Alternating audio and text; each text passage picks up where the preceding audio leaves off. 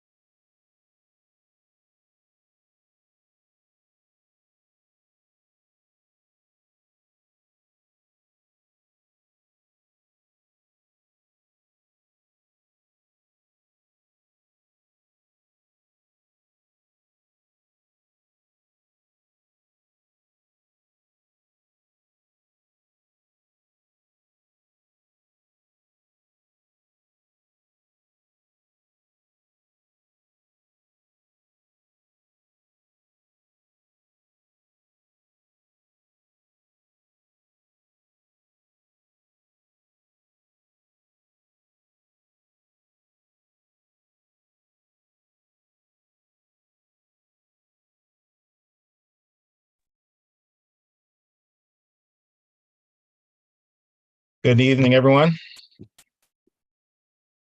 Hi there.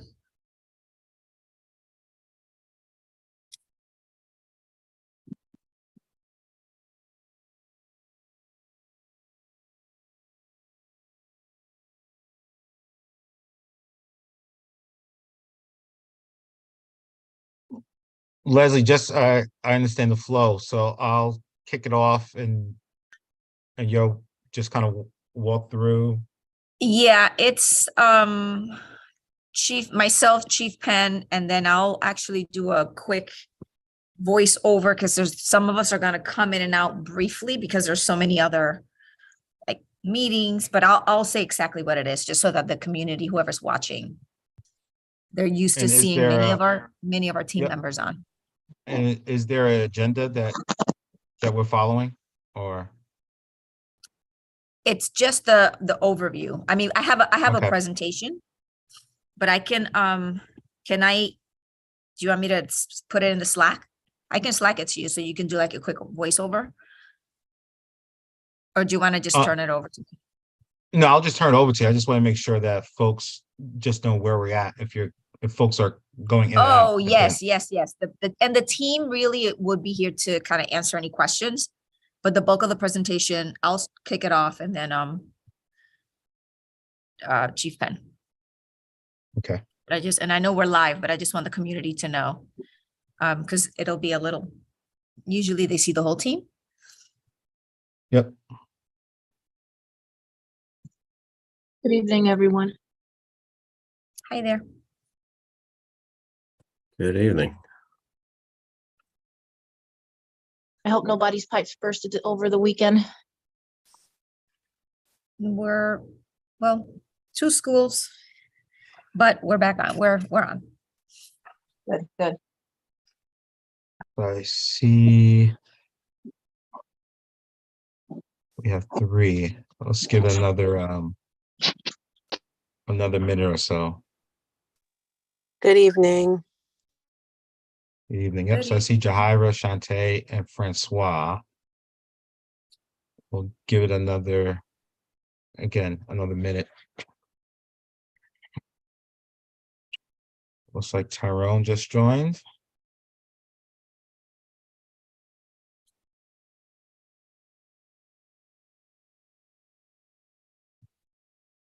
I know Kim is not, I think Kim has a conflict. And Yvette, okay, just saw. All right, so let's get started. And Christine, I'm assuming we're live now, so we should be good to go. Is that correct? That is correct, yes. Okay. Good evening, everyone. Welcome to February 6th Committee of the Whole, where we'll be discussing our proposed budget. The superintendent and Chief Penn, I believe, and others will provide some commentary of how the budget was actually developed and some of the items. Again, this is, I think, an opportunity for members of the board to pose some questions and make sure that everyone's aligned with our understanding of what's been put forth to us. I do know we have board member Walker, who's the finance chair here as well, so I'm sure he could provide some some commentary and some insights into some of the questions that might come up tonight. With that being said, Superintendent, I'll turn it over to you to guide us through the discussion. Thank you so much, Chairman Rigger, and good evening, everyone. Welcome to the Committee of the Whole. And we are going to actually do an updated overview of our budget situation. And I do want to note that you are going to see some members of my cabinet, including myself, hopping on and off the call. We are going to do so with minimal interruptions, but we have a couple events going on. So, right, Dr. Silver, Dr. Curtis, who are currently in the Professional Development Executive Committee. They're meeting with a diverse team that's right, looking to not only how to better support our educators in the spirit of continuous improvement. I'll jump off to potentially welcome the newest class of Paso a Paso recruits that are joining us virtually. And I believe Chief Blackburk, you might be stepping off to the Upper Albany NRZ meeting. So apologize for the interruptions. We'll minimize those. And but we are lucky that we have Chief Penn here. And tonight's meeting, we'll do the recap as to how we arrived at the deficit situation. And then we're going to summarize the work that's been done thus far. And, you know, we've had a lot of meetings and conversations in the past couple of weeks around mitigating our deficit. And so Chief Penn and I will cover in a little more detail that where we are toward the mitigation, and also get back to you all with regard to some of the specific questions. There were questions about special education, ESSER funds available, and how we could potentially leverage some of those funds to mitigate the deficit.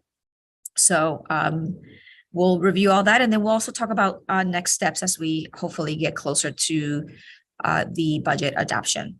So we're gonna dive in, Ms. Santiago, if you can help me there. Yes, with the discussion of, we're gonna continue to kind of thread through where we were last year, where we currently are this year, and then heading into the 23-24. So Chief Penn, before you dive in, if I can just take a minute to, in the next slide, do just a quick overview. And I think this gets to, I believe it was Board Member Oliver that asked us to kind of do a recap at this meeting as to how we arrived at the deficit for 22-23. Right, I know that you all, the board, what you're looking at to vote on later on this month is on the 23-24 budget, but I did want to take a moment to address Board Member Oliver's question around how did we get at the 22-23 deficit. So it's going to be a good jumping off point for our discussion too, because right, those factors that we're currently experiencing now this year are problematic for us in the year ahead. And when we look at it from its simplest level, right, we have revenues decreasing and expenses increasing versus what we had budgeted for this year. And as a result of that, we are projecting a $12.4 million deficit. Now, the decline in revenue, right, the decline in the money that comes in comes from a $7.7 million drop in our magnet school operating grant.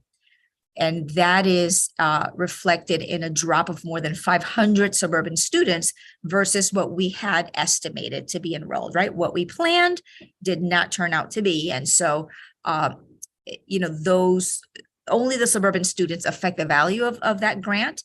Our resident students do not. And so just a reminder, we do receive $13,315 per suburban student that comes into our magnet schools. And so a drop of more than 500 students is a significant impact on our funding.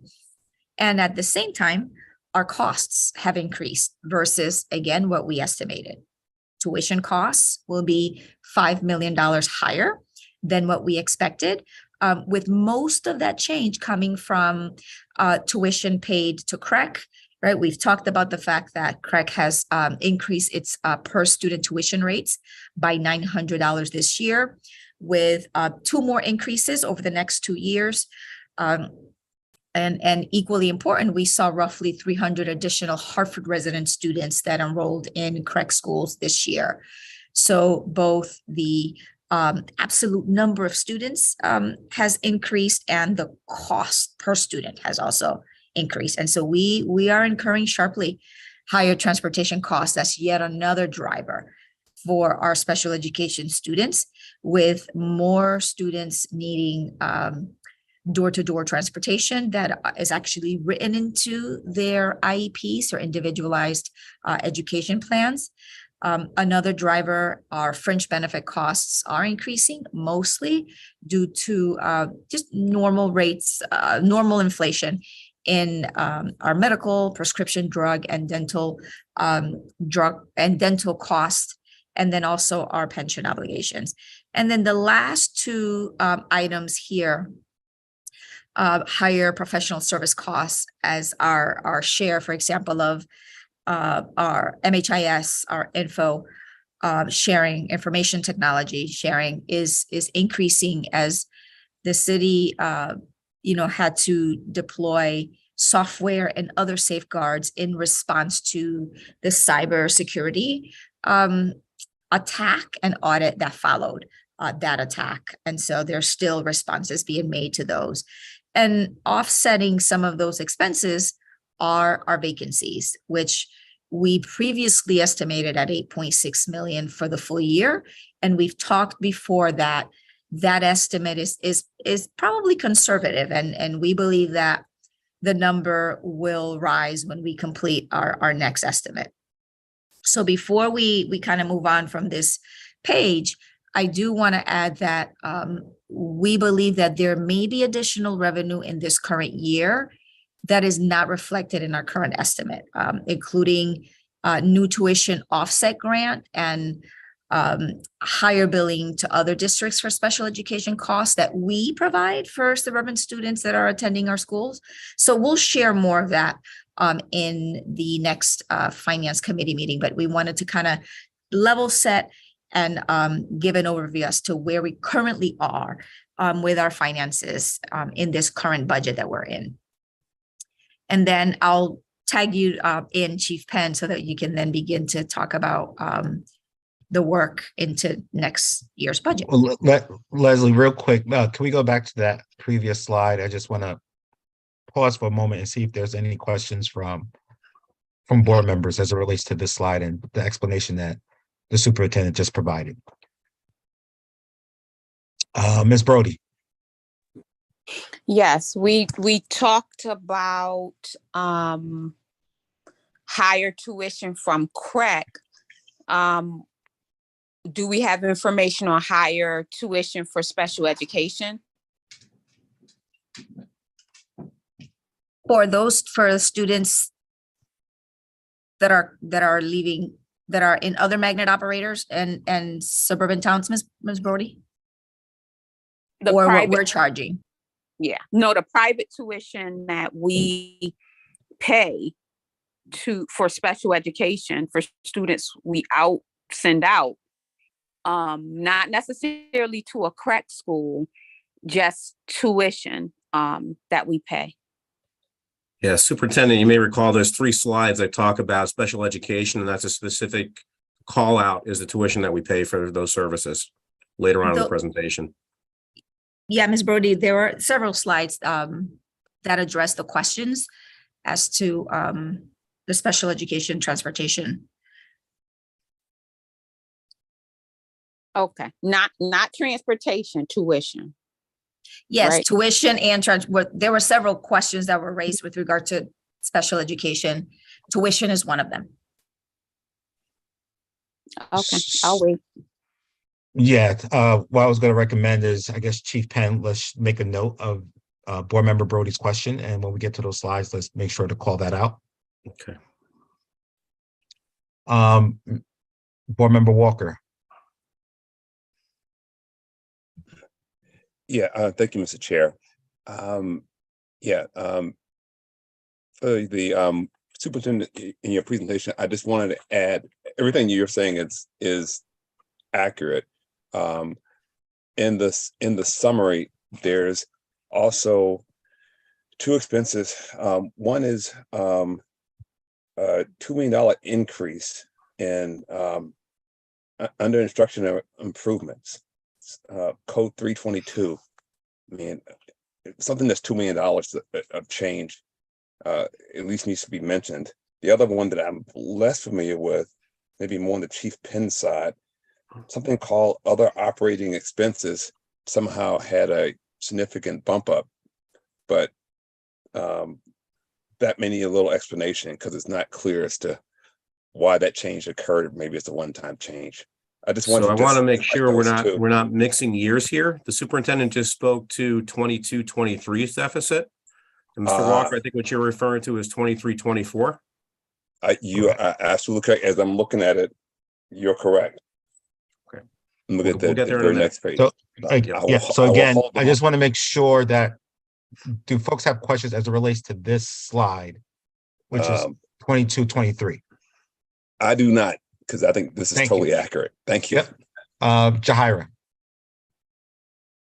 Thank you. Just a really quick, thank you to the superintendent and the team for answering our questions. I submitted several questions via email, and I appreciate you including those questions in this presentation. So I just want to acknowledge that to our viewing public, that, you know, as board members, any additional questions we have, we do send in, and I appreciate the superintendent and her team including all of those questions in this presentation. Thank you. Superintendent, I'll turn it back over to you. Yes, and I failed to ask Chairman for protocol if we go through the presentation and if there are questions in between or toward the end. I want to clarify that process. Yeah, so I think what's best is to go through the presentation, go through the numbers, and let's field questions towards the end.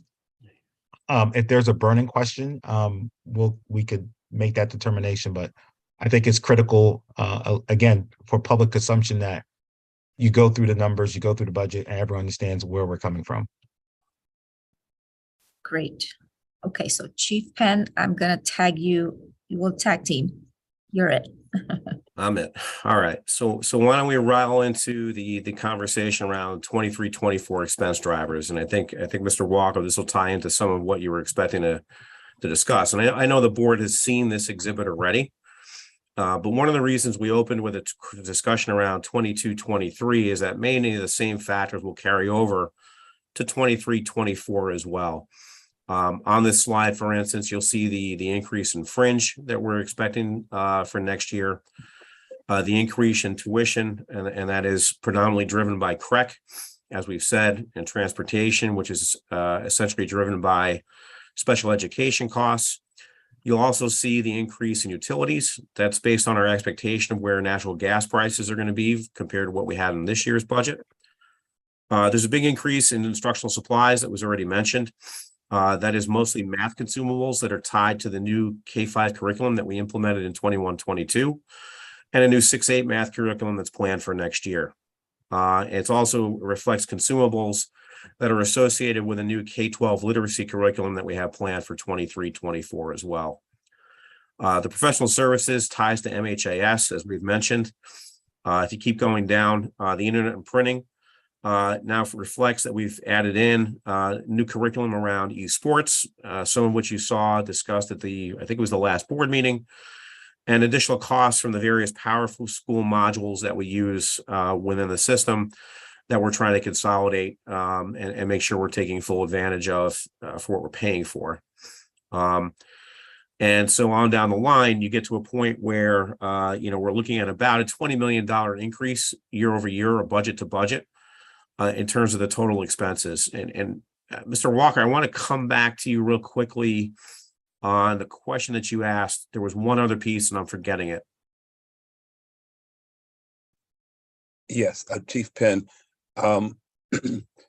you, at least in the summary, you had a change in other operating cost. I don't see it on here now. Okay.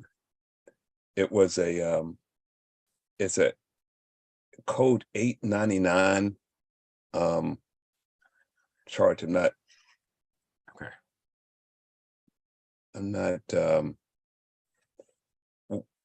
what was shown in the summary was essentially you had something that was like minus a negative 4.9 million So it might have been a credit or something, but somehow it disappeared, which Okay, made it, you know, because the next year so there's like an increase because whatever that Okay. credit is went away, I Okay. guess.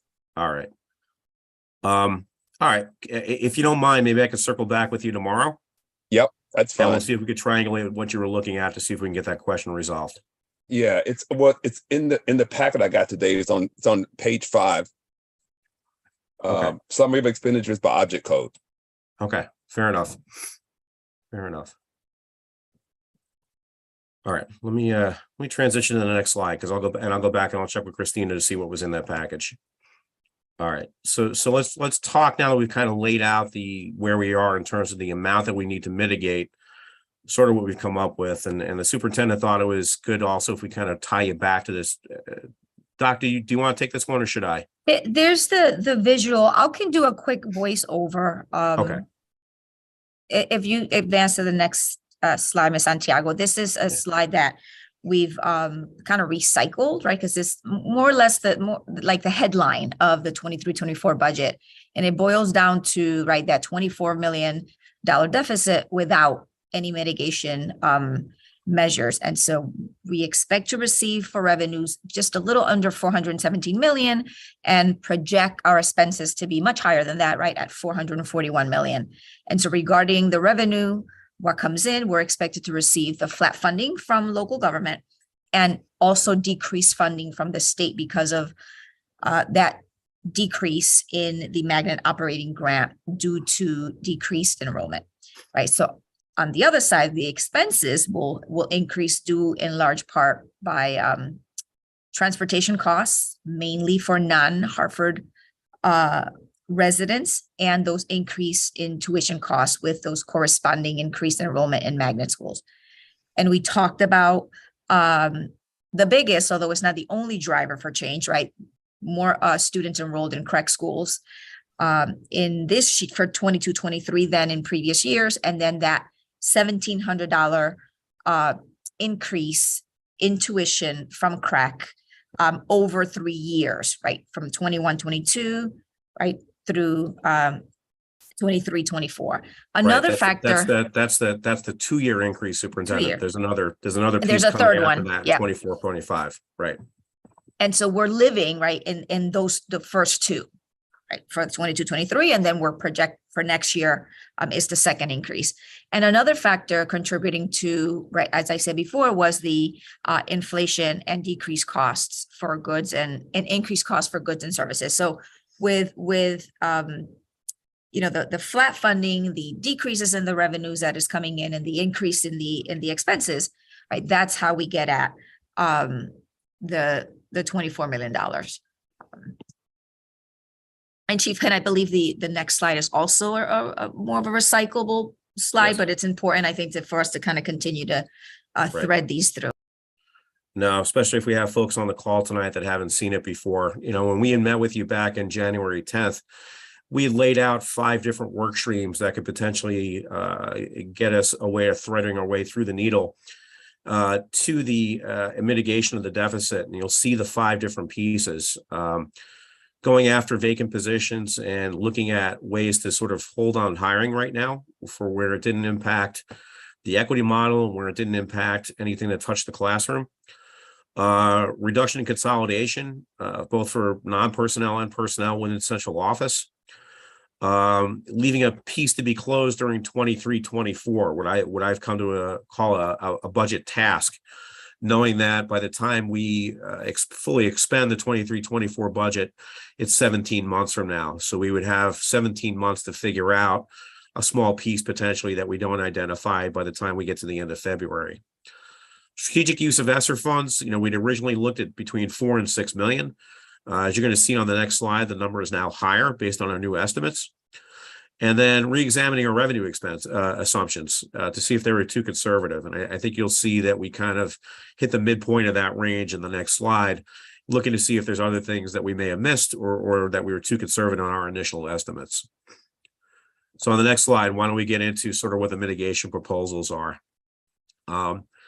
Looking at vacancies, out of more than 400, we've identified a total of 12 vacant positions across schools.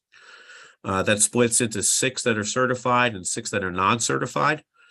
And including both the salary and the fringe, that equates to a $0.9 million impact on the expense side of the budget. We've looked at our vacancy assumptions, and follow me with this if you would a bit. We are currently running above an 11% vacancy rate right now.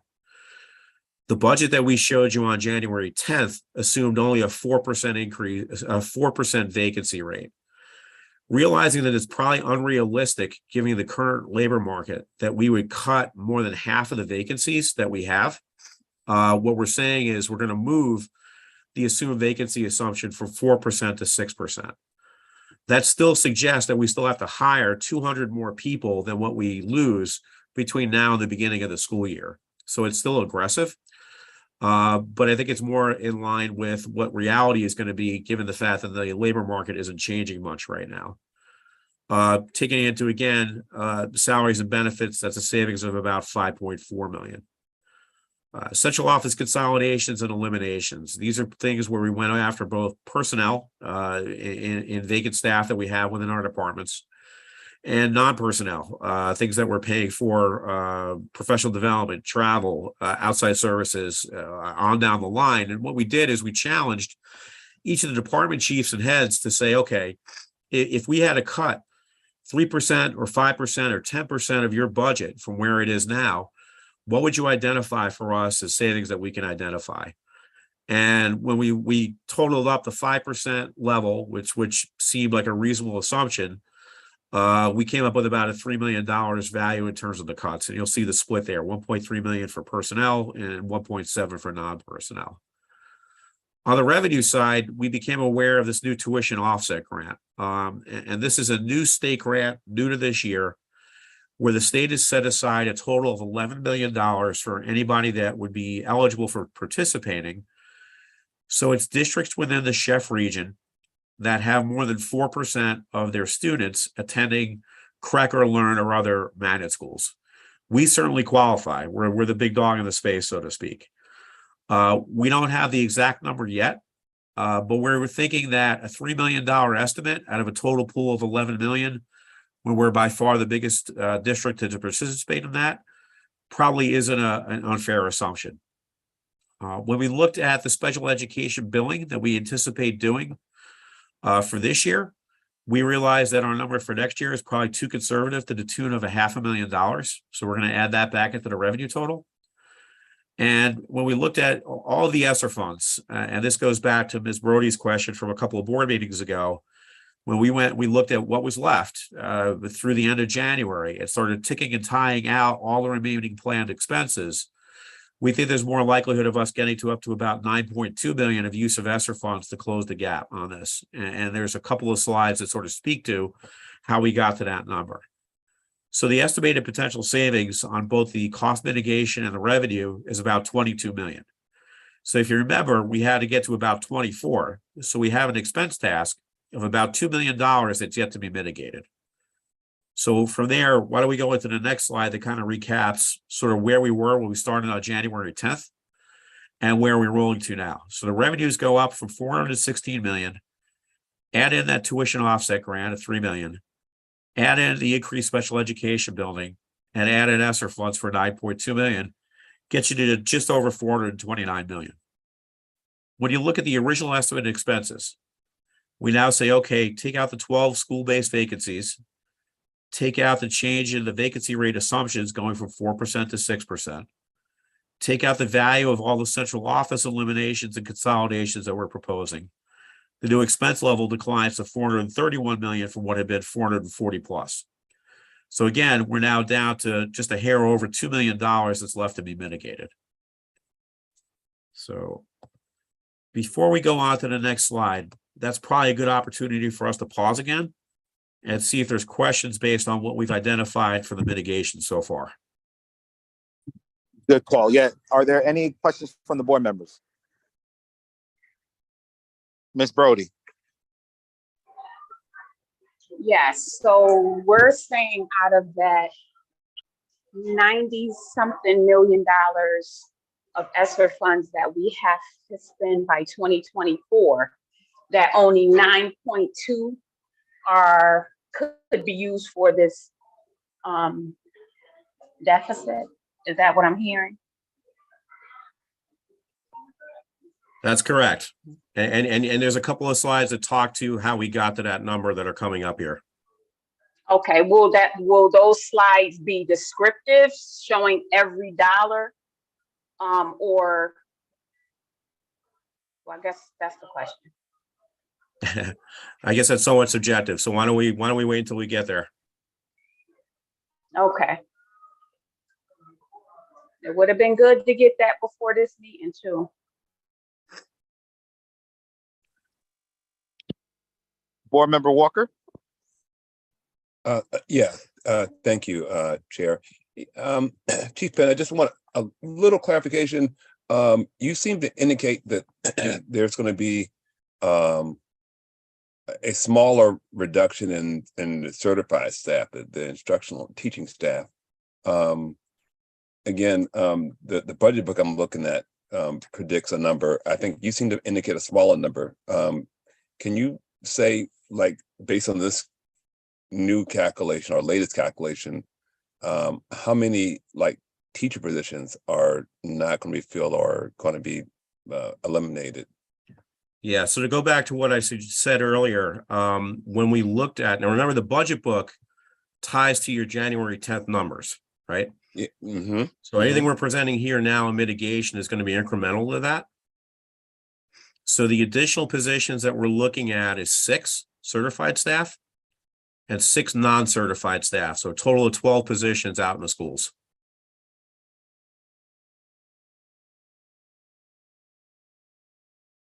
You're muted, Mr. I'm sorry. Yeah. Okay, So that's 12 total. 12 total.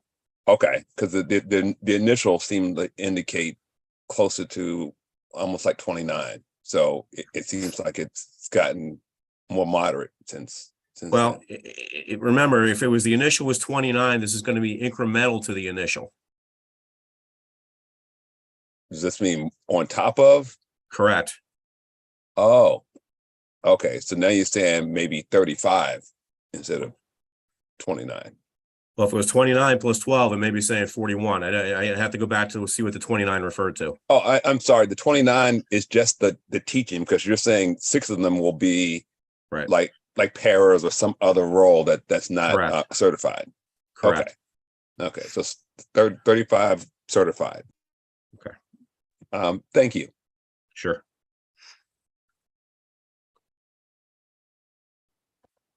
All right. Mr. Chairman, we good to move on?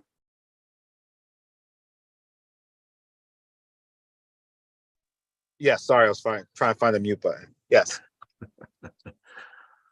Okay. The next couple of slides have some deep dives into some of the specific questions that board members had asked. And let me sort of take you through special education first. And this is a look at like our all-in special education, right? And this ties to both tuition that we paid, and you'll see it broken out, but let me sort of start at the top. Coming off 21-22, we spent a total of $156 million on special education. So to put that in context, it's about 36% of our annual budget is consumed in special education. So it's a disproportionately high level of expenditures for what is a relatively small subset of our student population. But as we've always said, it's the group with the highest need. So out of that $156 million, $21 million is transportation directly related to special education. And the remainder kind of breaks down along these different categories. And I think this comes back to what Ms. Brody had been asking for. When we look at the internal piece of special education, that's the staff and programmatic needs for the almost 3,000 students that we have in district. We wind up with spending about $22,000 per student, or an annual yearly expense of about $68 million. Then there's the tuition and charges for roughly the 300 students that are outplaced. These are ones that are attending specialized facilities based on the specific needs of that child. That works out to about $82,000 in change for each of those students, or a total spend of $28 million. Then there's the piece that's the charges for support services for our Hartford residents that are not attending HPS schools, that are not outplaced directly by us. This is going to be the correct folks, this learn folks, the folks that are attending open choice, all of those students, and the identified population represents about 710 students, in which we spend about 38.7 million. And you'll see, why we have a strong internal bias for trying to put together internal programs for these students. But that's all dependent on having available staff to be able to staff those programs. Because again, our internal cost is around $23,000 per student versus an outplace cost of almost $83,000 per student. So you get a sense of why this is particularly so expensive for us, and a sense for why it's always volatile. And we'll talk about that a little bit in terms of why the funding for this becomes so problematic for a district of our size. Let me go to the next slide, because and I want you to remember that 156 million that we spend. The next slide talks about the special education specific revenues that we receive. Now, the state would tell you that 22% of the education cost sharing, that's the major grant for education in the state, is meant to support special education. It's not specifically designated. It's not specifically that we got to cleave off 22% of ECS and set it aside for special education. But if you were to ask somebody at the State Department of Education, they would tell you, oh yes, 22% of the ECS grant is meant to support special ed. In our case, that amounts to $41 million. The remainder of the funding sources include the federal IDEA, that's Individuals with Disabilities Education Act, at about $7 million. The amount that we receive in Medicaid funds for medical services that we provide for our students, and what we charge for special education, and what we charge for special education services and medical services, $2 million and $4 million respectively. And then the very last piece is the state's excess cost grant, which is probably one of the most volatile grants that we deal with in terms of what we receive annually. We're going to walk through that excess cost grant on the next slide. But before we get there, I know that it's worth calling attention that our special education expenditures are 156 million, but our total special education funding only comes up to 61 million. And that we have to make up that difference every year from other funding sources that we have in our budget. And that puts a strain, particularly as we see volatility in terms of changes in the identified student count, changes in what's being outplaced, changes in what we're being charged from open choice and CREC and other districts. But when we go to the next slide, I really want to kind of highlight this, because this is probably the hardest grant for us to predict. It's the special education excess cost grant.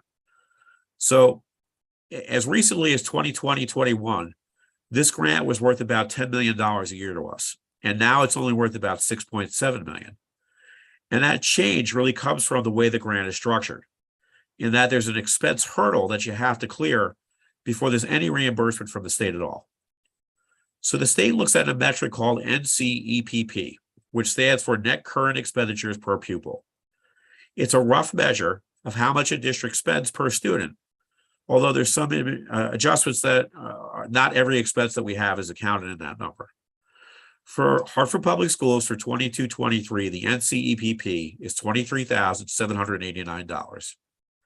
And as it pertains to the excess cost grant, there's two different funding tracks.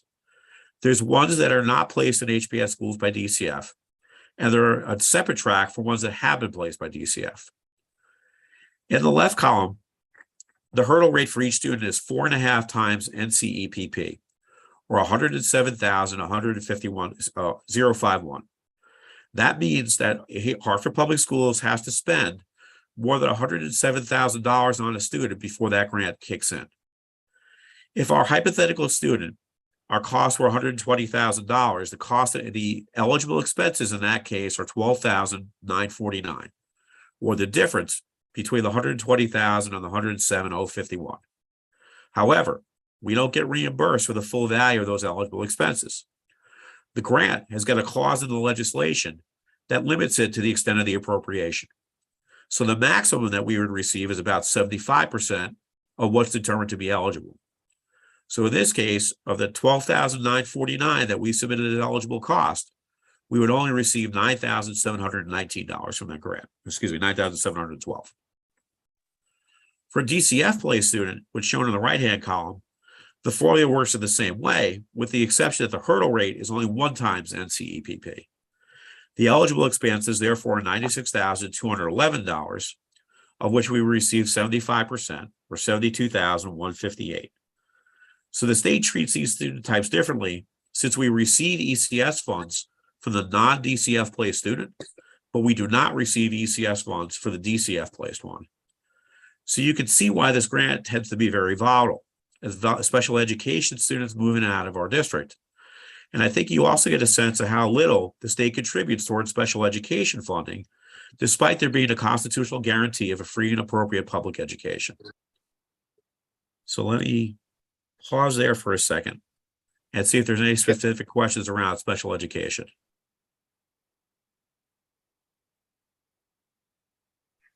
Board Member Escobedo.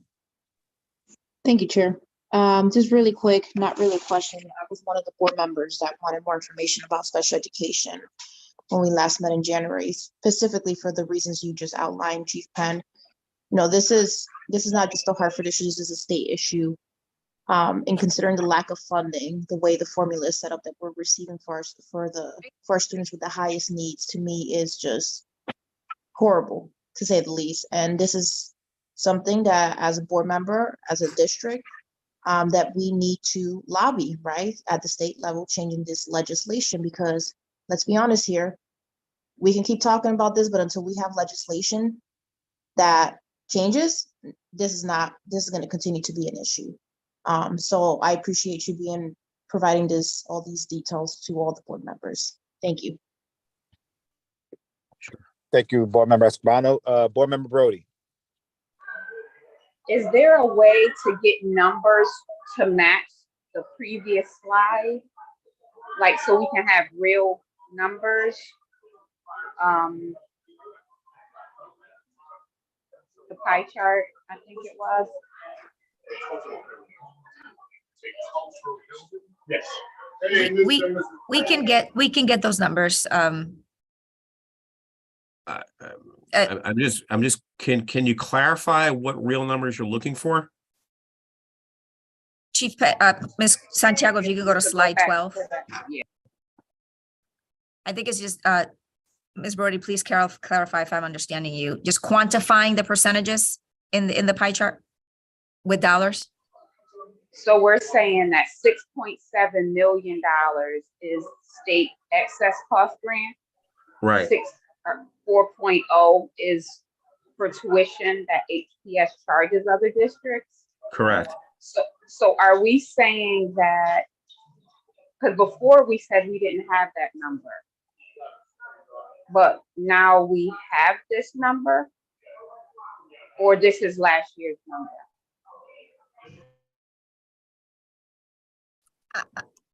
I'm not sure. At least for the tuition, right? We said we're going to increase the tuition, but we don't for sure have a number for that. Did I understand that correctly?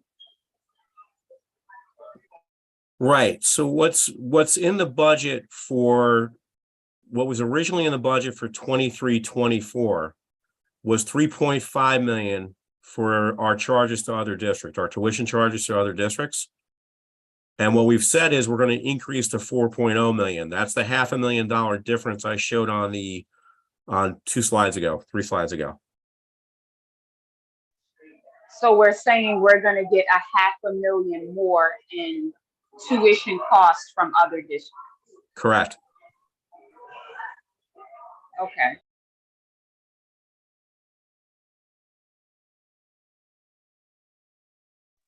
Board Member Brody, does that answer your question? For now, yes, thank you. Looking to see if any other questions.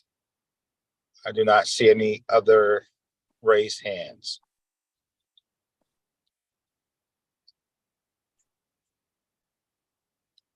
Chief Penn, you can continue. So I think going into the discussion of the ESSER grants, COVID funds. All right. Okay, so when we looked at where we are at the end of January, we had spent or encumbered about $59 million of our COVID grants. And out of the 154 million that we received, that leaves about $95 million left. And what we try to do on the right-hand side of this slide is the major categories of how that whatever's left breaks out. Now, we've got roughly 200 people on the payroll right now that are being funded out of COVID grants. Between now and the end of this year and next year, that salary and benefit will equate to about 25.4 million. SEIG, that's the Scaling Equity Innovation Grants that were given to each of the schools that you've been approving contracts for some period of time. The total value of those grants over 2 years, 22, 23, and 23, 24, is just over 14 million. There's 2 different rounds of device refreshes that are set to be in the budget to help maintain a 1-to-1 device to student ratio at a little over $3 million each. So that's technology is the 6.85 million that you see. Recruitment and retention is 6.5. Those are the recruitment and retention bonuses that we had embedded into our process, trying to increase the amount of people that we would draw into schools. And as a matter of fact, there's roughly $2 million that's set to be paid out at the end of February on the retention piece. The value of that is a little over 6.5 million. We've got a new English and language arts curriculum that was originally we had estimated at 6 million, but we now estimate to be 4 million. And that will become important in a minute when we talk about where the 9.2 million is coming from. Various pieces of staff development, and there's several of them at about 3.4 million. Facilities and HVAC upgrades, that includes 3.4 million. That includes 2.2 million that's designated for Belize and an upgrade there. All the summer programming that we have is worth about 2.7 million. We've also got tutoring, and this is internal tutoring. It's not with an outside agency, of about 2 million. When you get through all that, we then identified a few more. Community support, not on the slide here, community school support of 1.9 million. Special education supports of 1.7. New musical instruments, that's something that we had identified as being a potential differentiator for us for kids to come back to school and remain engaged in school, of $1 million. We've got $900,000 of PP&E that's still designated, $800,000 for evening school, $390,000 for college and career resources, and about $120,000 for language and translation services. And when you put all that up together, we think there's about 17 million left that's spread among a lot of different pieces.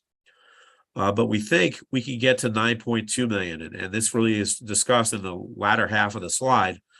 There's $5.2 million in vacancies that are funded by ESSER.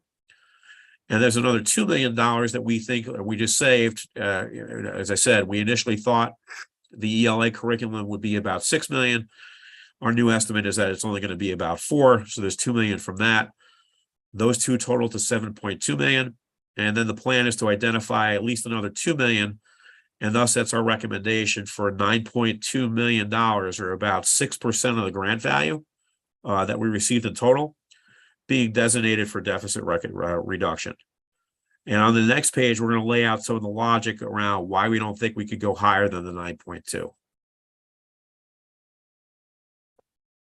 I think that one of the issues here is, making sure that we remain compliant with both the federal and the state guidelines imposed on us for the grant money, for using the grant money. And the specific language shared here is an excerpt from the federal FAQs, the frequently asked questions that were issued when the grants first were released, right? Using a large portion of the grant for deficit mitigation may be problematic from a compliance standpoint.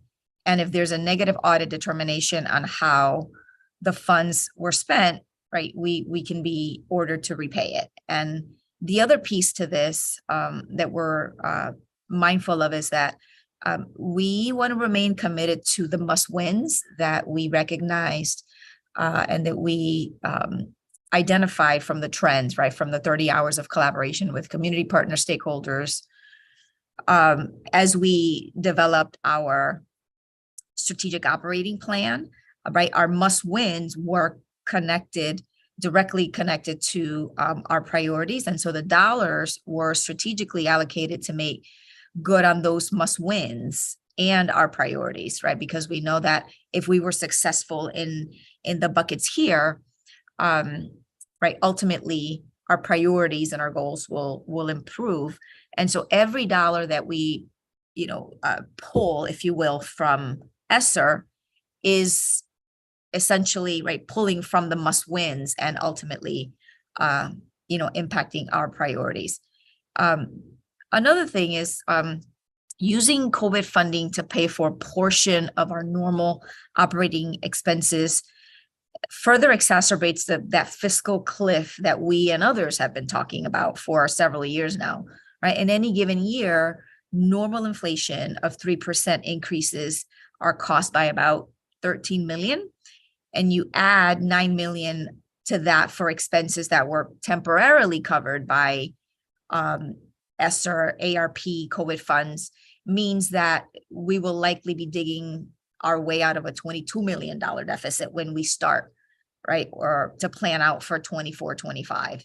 So, another aspect of our strategic plan is adhering to financial sustainability practices. And we're doing ourselves a disservice by not adhering to that standard now, right? We will always have been thinking about how do we leverage the ESSER funds now to set us up for a strong foundation, a stable, strong foundation in the future.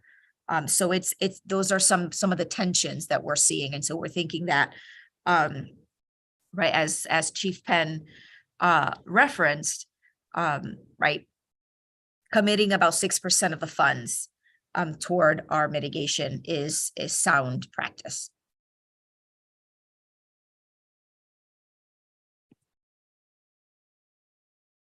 And Chief Penn, I think you have some overview of some of the grants as well, other grants. I do have a quick Yes. question, sorry. So when you talk about the must-wins and so forth, and I apologize if I didn't capture this, which must-win is impacted the most here?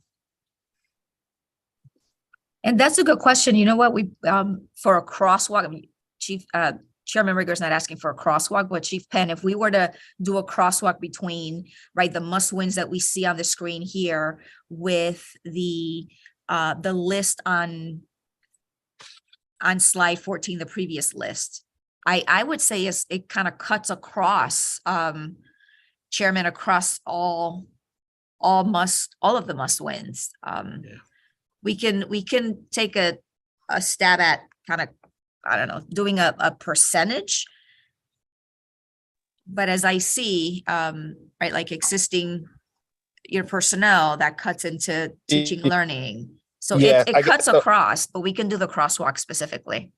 Yeah, I understand. I guess I just want to have a frame of reference of where the biggest gap is going, right? Where can I project the biggest gap to be? Yeah.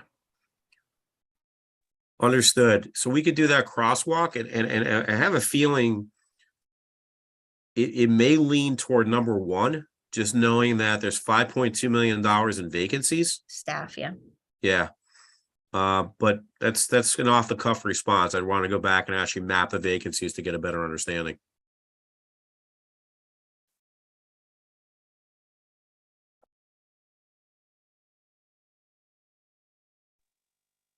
Trying to see if there's any other questions.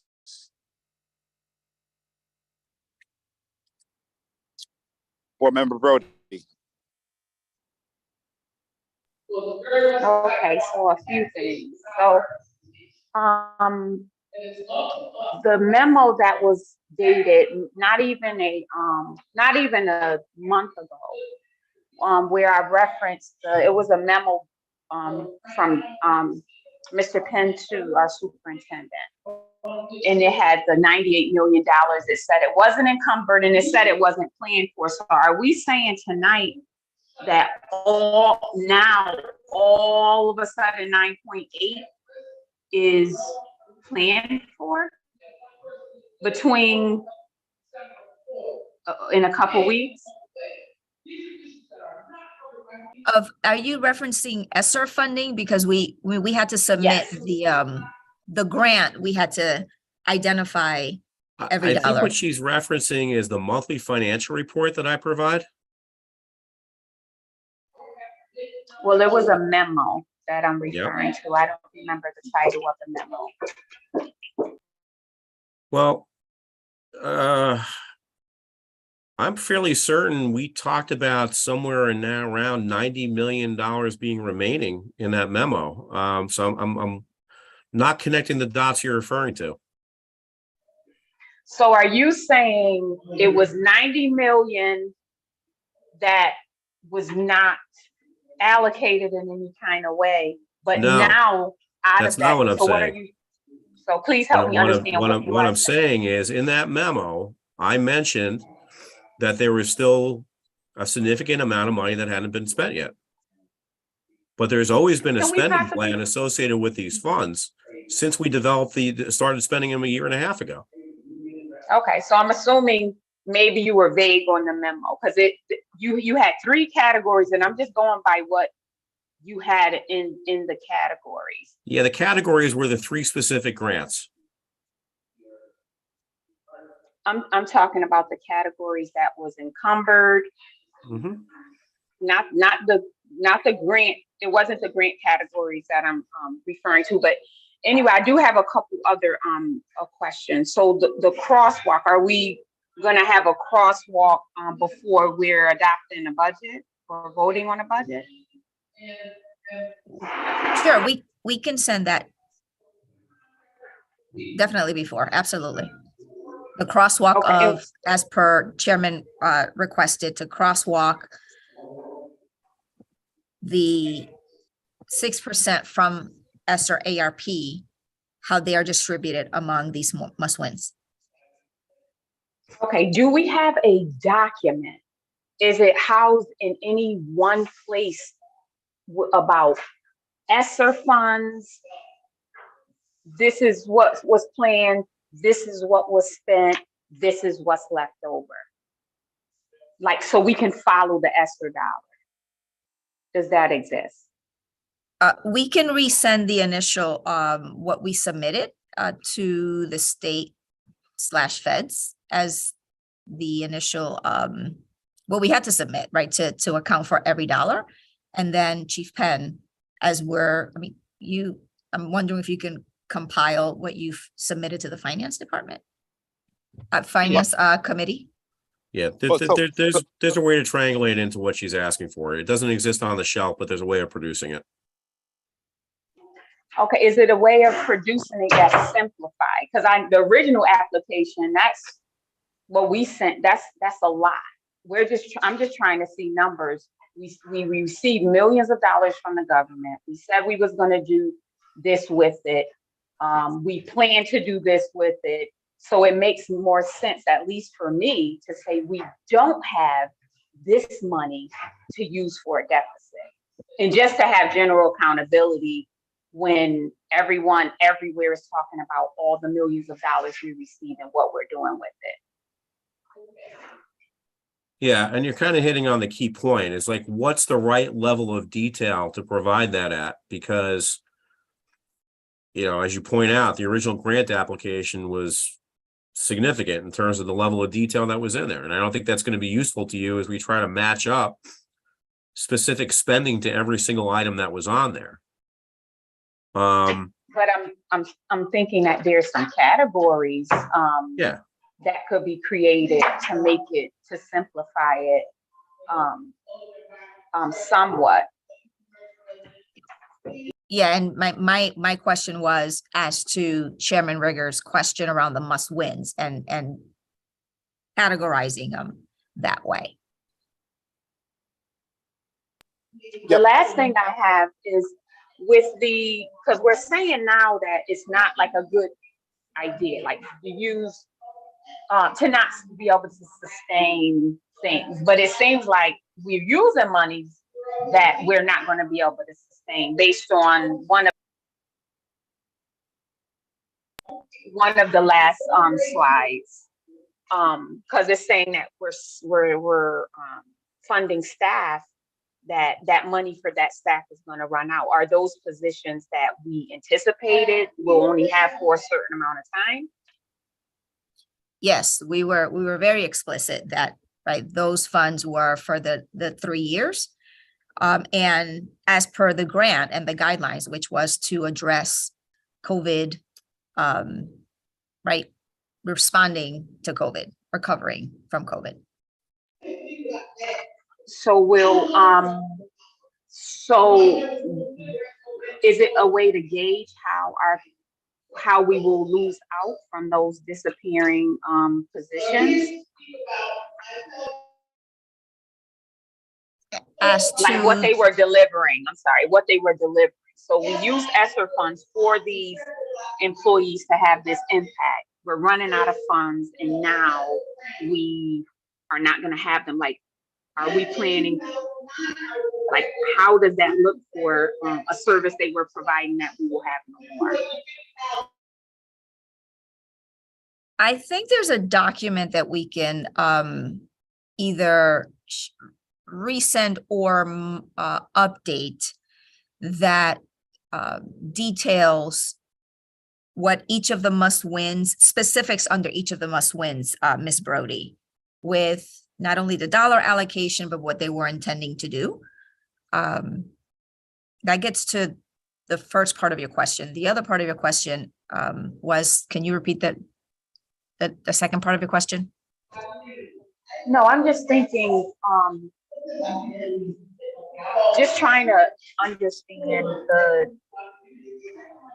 the thought behind how we spent the money on employees that we are not going to have, and linking the impact of us not having those people do whatever they were doing.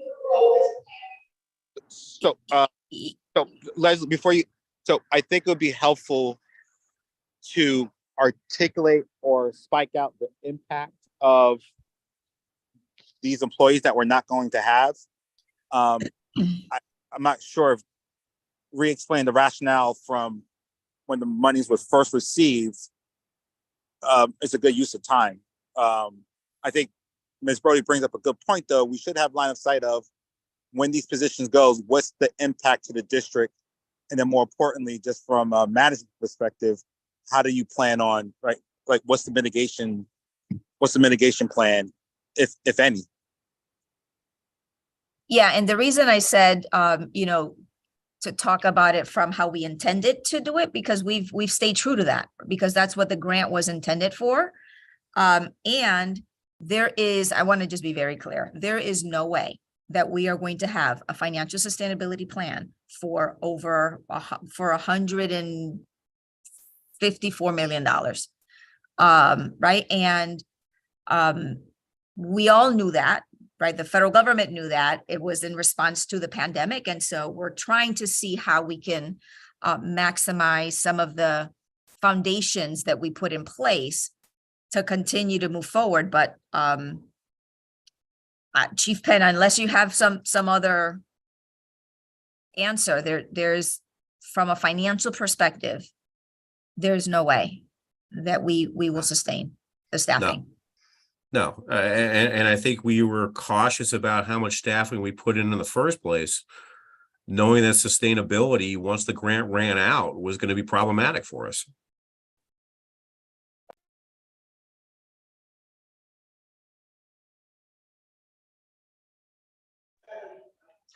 Through you, Mr. Chair, I just, because what I'm trying to do is understand in my mind, we're saying that we keep talking about 24, 25.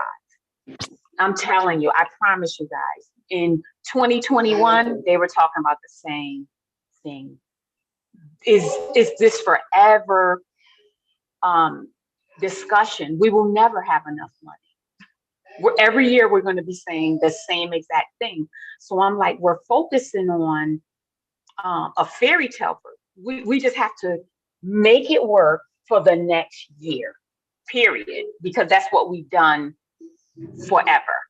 So I know where, and to everyone's point, if you knew those positions, if you knew that this money in these initiatives would not be sustainable, I'm hoping that as we're planning for 23, 24, we know we just have to plan for then. We have to get through the year. That's all I'm saying. Yes, Ms. Brody, and I think you are actually one of the leading voices on this in terms of when using the money, making sure that we are having a lens of building the internal capacity or the internal muscle. So for me, I think not kind of revisiting the future, but again, to your point, what's the impact of what's the impact that we're going to see? Because in theory, we should have built some type of muscle, not necessarily to maintain, but at least get us on the right direction for some of these positions that we were looking to fund with ESSER. Or not just positions, but just initiatives in general, right? It was always around building that muscle. Yes, some of those absolutely around our training for teachers, right? And early literacy. Yes, some of those definitely we leveraged now for later. Those are direct investments that would be sustained from a capacity building perspective. Others, not so much, right? Because they're staff dependent. But we can certainly, provide those and explain. Yep. See if there's any other questions from board members.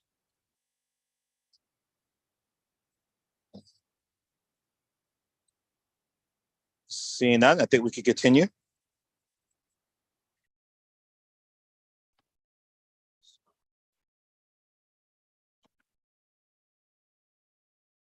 I think we only had like a next step slide, no?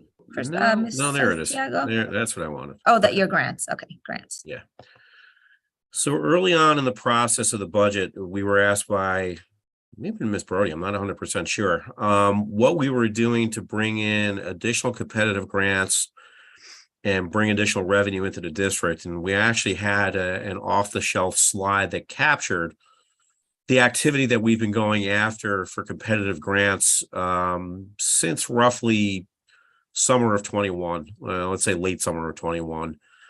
And you'll see the grants that we've applied for and the final result of those. And we said we've been largely successful from getting competitive grants from the state and the U.S. Department of Education, Hartford Foundation for Public Giving, and the National Endowment for the Arts.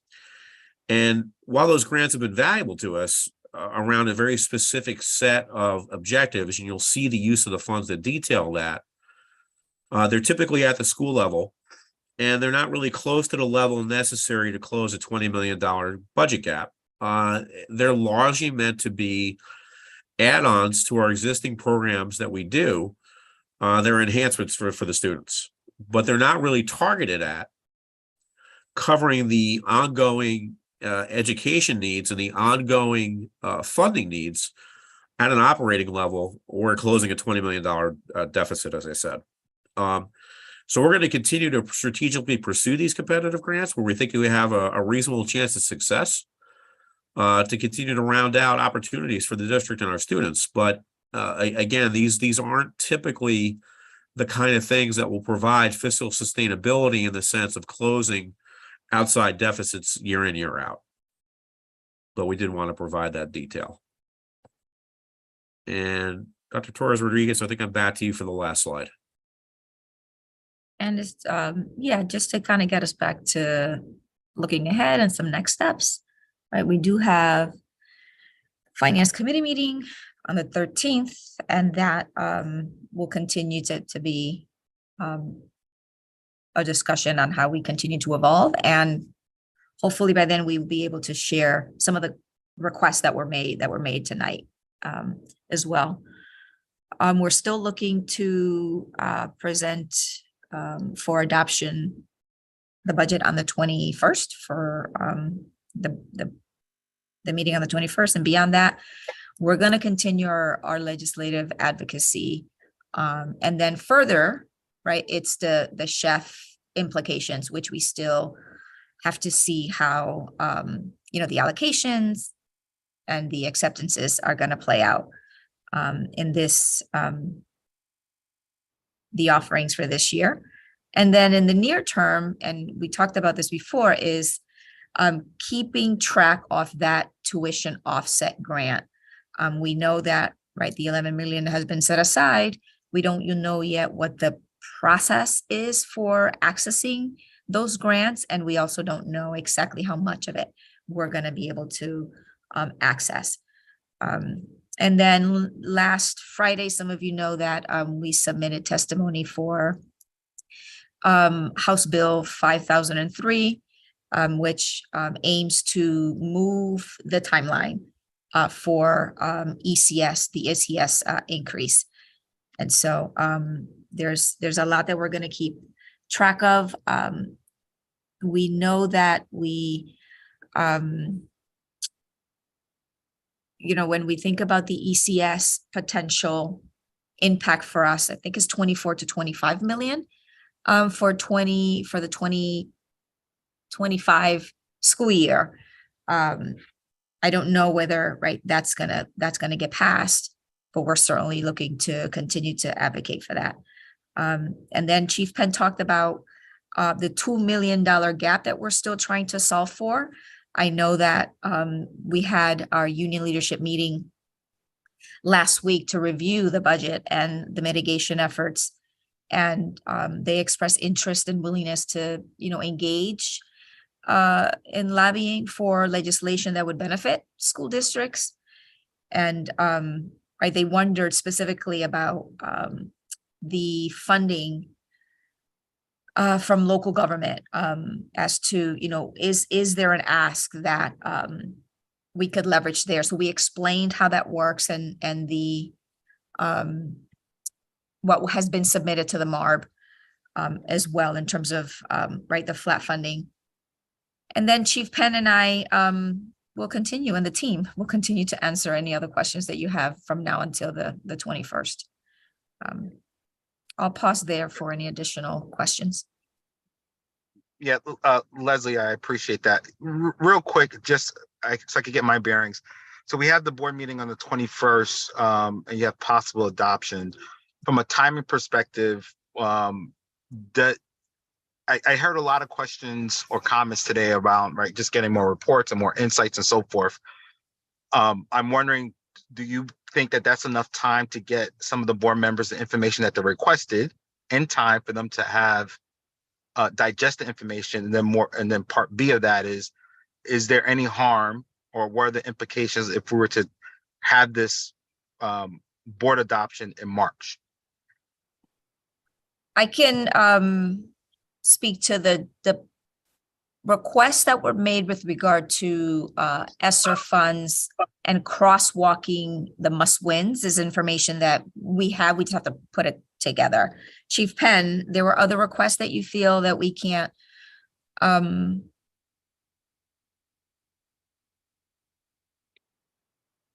I just want to be clear, not that you can't fill them. I just want to make sure that on time, yeah, board member, in a that board timely members manner. have enough time. Yes, correct. And the ESSER piece is probably the one that's the most complicated, again, for just trying to figure out the right balance between level of detail and too much detail, and trying to map back to the must wins. I'll circle back with Christina tomorrow. I didn't hear anything else that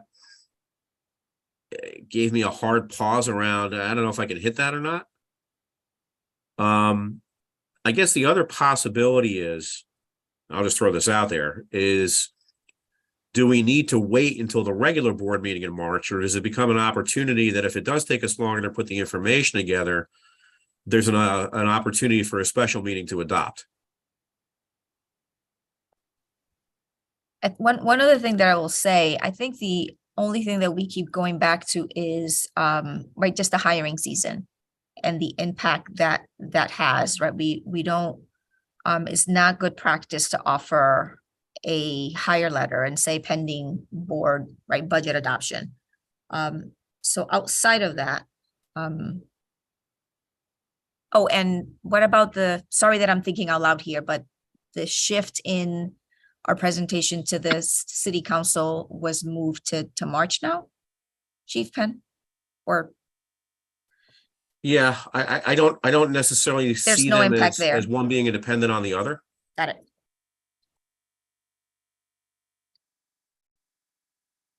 One more thing, I know that Ms. Escorbano and I had talked about special education data with regard to how many students are outplaced and what their exceptionality is. And so I don't know that that has significant bearing on the date of the adoption, but I just want to check, Ms. Escorbano, because we are digging into that data, but I don't know that it's directly connected to budget. No, I Okay, was just got it. really interested, as you know, based on our conversations and other conversations I have with board in terms of like what we can do on our end to lobby state legislation to change. So I know that's going to take more time, so I appreciate that. Thank you. So Superintendent, if I'm hearing correctly, outside of hiring, there's nothing else that potentially prevents us from adopting this in March if needed. Yes, we want to get ahead of the hiring. Okay. Board Member Brody. Thank you. And I wasn't going to bring up the hiring thing, Mr. Chair, but since you did, I've asked for 2 years, us moving the budget up, what hires did we get? And I was not told any as a result of moving this budget up, if we're holding on to that one thing. But one thing I do want to say is I had the opportunity to be a part of a meeting with parents, and a troubling thing, at least from 3 leaders, and these are leaders who know how to navigate all systems and know how to show up and speak up. So I'm wondering how many don't and have not spoken up. They're saying that they are on SGCs. They have not reviewed the budget. They have not compared the budget. They're being asked to just sign off on a budget without any of those things. Very troubling to me if we're saying that we value parents in this budget process, and that is actually going on. And this meeting was days ago. So very troubling to me. I wanted to make that point. Questions asked like, do I get an LFU sign on so I can look at it in my downtime to come to the table with meaningful questions and to have a meaningful discussion? So I'm hoping we're valuing that in this process for the school level budgeting that happens at all of our schools on SGCs. We have been very explicit, Ms. Brody, as to the timelines, right? We've shared those timelines with you all and certainly with our school leaders. We've provided the trainings. And so we, Ms. Santiago, you have that information so that we can ensure that we address that. I do want to make sure, shout out to Chief Blackburk and her team, because all of these parents saying, no, I was trained and I'm well aware. The thing is, the principals, do you know what you're supposed to be doing and how you're supposed to be conducting this process? Because that's why they can ask these questions, because they were trained. So that's not on our part as far as training parents and everyone knowing what is to happen. I'm speaking of what should happen that's not happening, at least in some of our schools. Yes, so Christina, Ms. Santiago, if you can get me that information, we actually have been very intentional about communicating at all levels, right? So at every monthly leadership meeting with our school leaders, we talk about the budget, we give updates as to where we are. And so I want to get to the disconnect, Ms. Brody. Thank you. Board Member Walker. Yeah. Thank you, Mr. Chair. I just wanted to support the concept of socializing this budget. Superintendent, I think you have potentially shared and let people participate along in the planning process. I think we're at a point now where there's a firmed up budget, and now there's an opportunity to really take and socialize it, to let people understand, finally, here's what it really is going to look like, and here's the real impact. And given, in my mind, a few weeks to maybe hit an SGC, hit some NRZs, to really let people see it, digest it, and I would find some value in spending that time from February to March to really socialize it in that way. It's not so much that the budget would dramatically change, but people would be, I think, more informed and have time to really soak in the final numbers.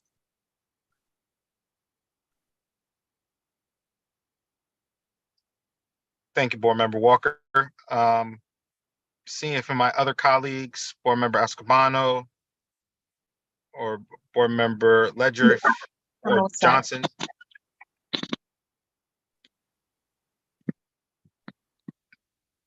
Board Member Ledger. Board Member Johnson, go ahead. No, I'm sorry. I will reserve my questions for another time. I apologize. This is a karate night and activity night, so I wasn't able to be as vocal as I would like, but I did get the information, and I appreciate everyone, Chief Penn giving us what we need. So I will reach out through email with my questions. It was just really, really loud in here, and I didn't want to interrupt the conversation, but I did hear everything. Board Member Ledger. Thank you. Good evening. I do not have questions at this time. If I do have questions, I will, send them to Christina. I just want to say one thing. It's with regards to funding and special education, it's a problem throughout the state, even throughout the country. It's unfortunate. And I'm hoping that, the money that's being used, the ESSER funds that are being used, that's going to, that are going to dry up, that's being used for, for staff and for programs that are, going to be needed to be funded in the, upcoming years, that is going to put us in, even, a deeper deficit. So it's good to hear that, folks are paying attention to that. So I wanted to just, just be aware, just put that out there as well. Thank you, Board Member Ledger. I guess for me, a takeaway, again, I think we talked about, right, just some of the extra data points that Leslie, you and your team would gather, but I do think it would be worthwhile for the team to also think about right, socializing kind of the budget, right? Is there another opportunity to socialize this budget with the various stakeholders or community leaders and so forth? And then more importantly, too, understanding, and maybe this is a question for Lori, just logistically, and I think Chief Penn had brought this up, if there is a need to socialize this more, and we need that extra, let's call it 2 weeks, right, in kind of in February and March, logistically, or could we do something, a special meeting or another committee of whole to adopt the budget? I just want to make sure that folks have the opportunity to, again, absorb the data. Again, this is public consumption, and I certainly appreciate the recognition from Board Member Brody as it relates to Chief Blackbird in terms of educating our families and so forth. But let's make sure that those lessons, right, those lessons are actually being put into practice, or at least having the opportunity to put into practice and so forth. So those are kind of the two things that I would encourage the team to take a look at as it relates to kind of next steps around this budget. I would say the socialization of the budget. Yes, we can think of another forum. And then, right, maybe that's a balance so that we can still, if we push it off, right, a few weeks, we still remain competitive in the market. And Yes, so with that, so like, at least in my mind, maybe I didn't articulate right, like having a clear, like, drop dead date in March, like when do, like, is it March 1st or is it March 18th, right? And then I think to the question that Ms. Brody somewhat alluded to, like, right, by moving, let's call it to March 8th, right? That gives us the opportunity to get 20 more teachers that we probably would have lost, right? Like, I think it's helpful to have that type of narrative in the backdrop as we're looking at some of these dates and adopting the budget, but more importantly, moving it up to adopt, right, for adoption. yeah, well, I know Chief Curtis is not on the call, so we'll loop back in with her to help us sort of like quantify it, given that, right, this is a very different ecosystem that we are in terms of hiring. So yes, Chairman, we can look at it from both angles. I mean, I believe in the past, Ms. Santiago, we've had an adoption of a budget like 2 weeks after we had planned, 2 to 3 weeks after, I believe, but we can also check with Attorney Misrek.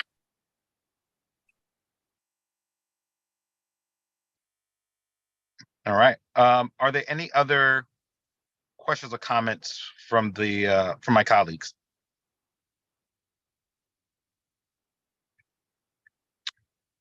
So I do have one question, or at least observation. So I think it was around vacancy rates, right? I think in January we were at 11%.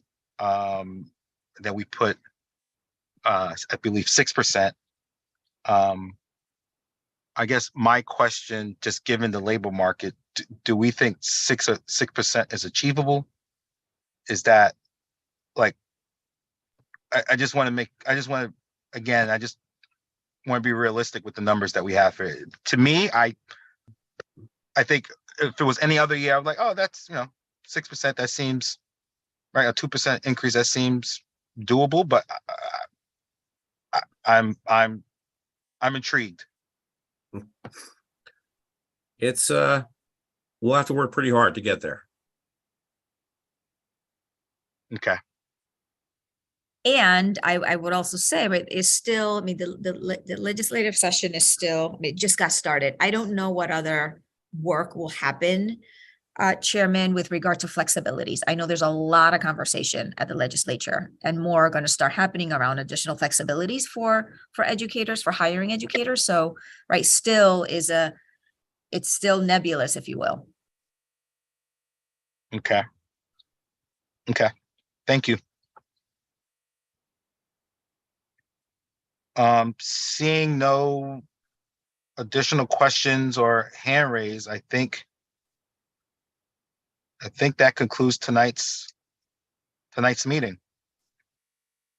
Thank you, everyone, for your time. Again, if there's any questions, feel free to reach out to the board members. As it was stated tonight, the superintendent and her team will be circling back with the board with some additional information and some potential next steps as it relates to socializing this budget more broadly.